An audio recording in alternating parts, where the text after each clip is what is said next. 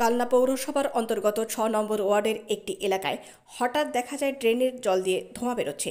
ড্রেনের ওপরের বেশ কিছুটা অংশ গরম হয়ে আছে। এলাকাবাসীদের মধ্যে এই নিয়ে তীব্র আতঙ্ক ছড়ায়। সঙ্গে সঙ্গে কনজারভেন্সি দপ্তরের প্রেসিডেন্ট অনিল বসুকে খবর দেওয়া হয়। অনিল বসু সঙ্গে সঙ্গে এলাকায় চলে আসেন এবং তিনি দমকলকেও খবর দেন। ঘটনাস্থলে এসে পৌঁছায় দমকল ব্যাপারটা খতিয়ে দেখছে। পুরো ঘটনার ব্যাপারে এলাকায় রয়েছে তীব্র চাঞ্চল্য। কালনা থেকে সৈয়দ আবু জাফরের রিপোর্ট, সামজিৎ নিউজ। এখানে প্রত্যেকদিন সকালে আমি পাঁচটা নাগাদ বেরোই।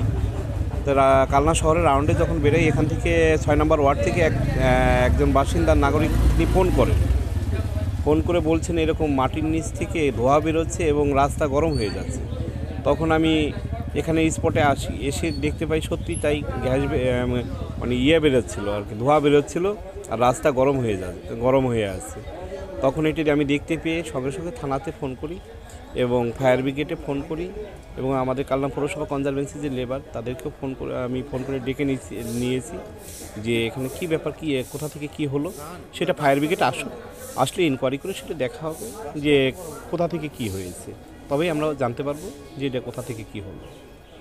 কি ঘটনা ঘটেছে আপনাদের? ঘুম থেকে উঠে এখানটাতে হাঁটতে হাঁটতে এলাম, এসে দেখছি এখান থেকে ধুয়োটা বেরোচ্ছে আর রাস্তাটা পুরো গরম হয়ে রয়েছে আর বিচ্ছিরি একটা গন্ধ বেরোচ্ছে মানে এই গ্যাসটা দিয়ে। এটা কখন? এই মোটামুটি আমরা দেখেছি 6টা 10-15 থেকে দেখছি।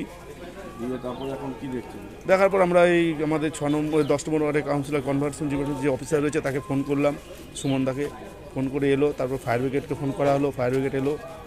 তখন এসে কি বলছে ফায়ার ব্রিগেড আবার সাপ্লাইকে ফোন করলো, সাপ্লাই লোক আসছে। ওরা এখনও সেরকম কিছু বলতে পারে না, এখন দেখছি, ওরা দেখে তদন্ত করে বলবে। আতঙ্কিত? হ্যাঁ অবশ্যই, এলাকাবাসী হিসেবে তো আতঙ্কিত হবই। মানে এর আগে কি এরকম ধরনের? না এরকম ধরনের ঘটনা আমাদের এখানে আর হয়নি। আপনারা কি ভাবলেন কি কারণে হতে পারে? এটা কী কারণে হতে পারে সেটা তো আমরা বলতে পারবো না। ডিপার্টমেন্টের সব লোকজন এসেছে, ওরা দেখে বলুক কী ব্যাপারে এসেছে। আপনার নাম?